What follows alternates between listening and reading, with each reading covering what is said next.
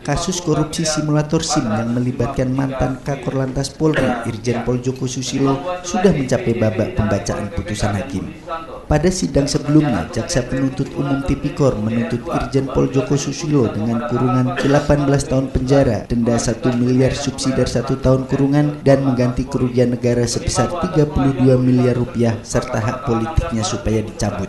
Menyatakan terdakwa Inspektur Jenderal Polisi Pranut Joko Susilo SAMSI telah terbukti secara sah dan meyakinkan menurut hukum bersalah melakukan tindak pidana korupsi secara bersama-sama dan gabungan beberapa kejahatan sebagaimana diatur dan diancam pidana dalam dakwaan ke-1 primer pasal 2 ayat 1 junto pasal 18 Undang-Undang Nomor 31 Tahun 1999 tentang pemberantasan tindak pidana korupsi sebagaimana telah diubah dengan Undang-Undang Nomor 20 Tahun 2001 tentang perubahan atas Undang-Undang Nomor 31 Tahun 1999 tentang pemberantasan tindak pidana korupsi untuk pasal 55 ayat 1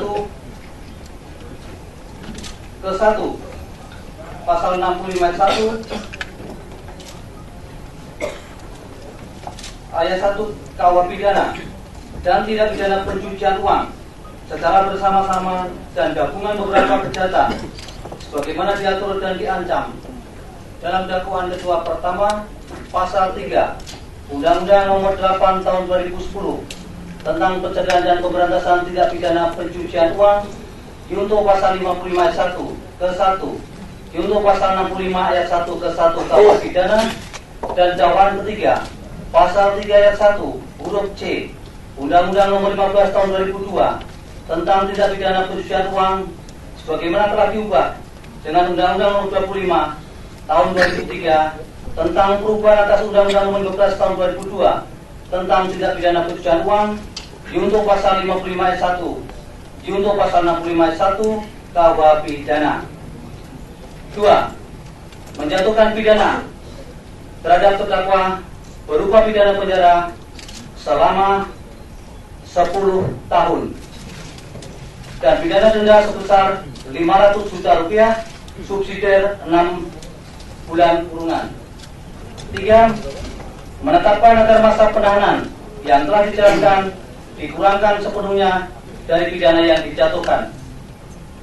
4. Memerintahkan agar terdakwa Inspektur Jenderal Polisi Dr. Joko Susilo SAMSI tetap berada dalam tahanan. Terhitung sejak dibacakan putusan ini majelis, kami mengajukan banding terhadap putusan ini. Oleh karenanya mohon dicatat oleh Bapak Panitra. Setelah aset-aset yang disita dan yang dikembalikan, itu kami mencermati ada hal yang seharusnya tidak harus dimasukkan dalam berkas, dan itulah kami nanti akan membuat di dalam memori banding. Ya, di dalam memori banding hal-hal apa yang kami keberatan terhadap putusan ini. Uang pengganti dibebaskan. Pasal 55 itu tidak jelas peranan dan masing-masing peserta di situ belum kelihatan di putusan tadi. Terus masalah pengembalian barang bukti beberapa aset tadi itu harus kita kaji kembali.